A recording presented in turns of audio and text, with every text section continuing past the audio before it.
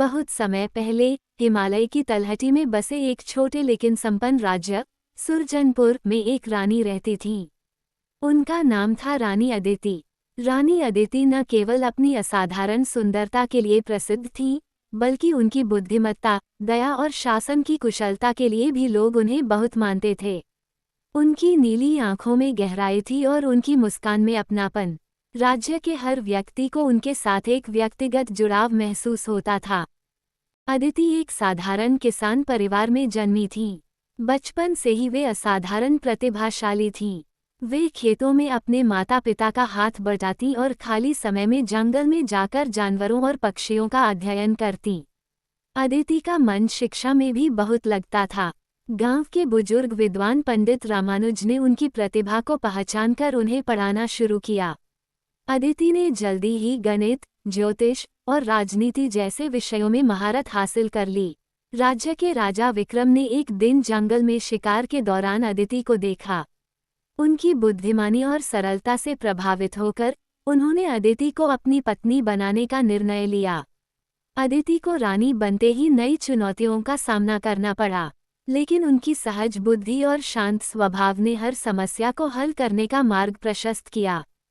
सुरजनपुर राज्य उस समय 3 प्रमुख समस्याओं का सामना कर रहा था। राज्य में बारिश न होने के कारण फसलें खराब हो रही थीं।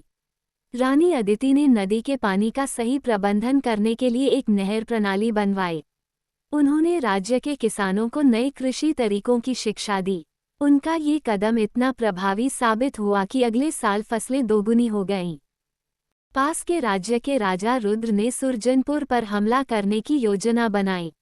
रानी ने अपनी कूटनीति और समझदारी का परिचय देते हुए राज्य की सेनाओं को प्रशिक्षित किया। उन्होंने दुश्मन राजा के साथ वार्ता भी की और युद्ध को टालने में सफल रहीं। उस समय राज्य में ऊंच नीच और जाति भेद बहुत प्रचलित थे। रानी अदिति ने ये घोषणा की कि सभी नागरिक बराबर हैं और किसी भी प्रकार का भेदभाव अस्वीकार्य होगा। उन्होंने शिक्षा और रोजगार के अवसर सभी के लिए समान रूप से उपलब्ध कराए। रानी अदिति ने सुरजनपुर को आत्मनिर्भर बनाने के लिए कई योजनाएं शुरू की। उन्होंने महिलाओं की शिक्षा पर विशेष ध्यान दिया और उनके लिए विशेष विद्यालय खुलवाए। उन्होंने कुटीर उद्योग को बढ़ावा दिया और व्यापारियों को नए बाजार उपलब्ध करवाए। उनकी योजनाओं ने सुरजनपुर को एक समृद्ध राज्य बना दिया। रानी के शासन के 10वें वर्ष में राज्य पर एक बड़ी विपत्ति आई।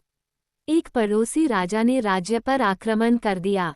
रानी अदिति ने अपनी सेना का नेतृत्व खुद किया।